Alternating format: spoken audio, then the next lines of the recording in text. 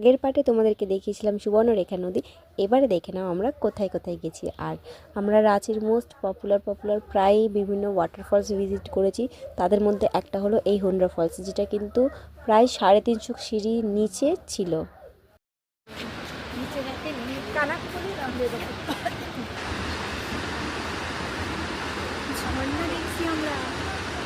দেখো এই যে প্রকৃতির এই সৌন্দর্য, তার কাছে যে 700খানা সিঁড়ি ওপর নিচ করার কষ্টটা কিন্তু কিছুই মনে হবে না।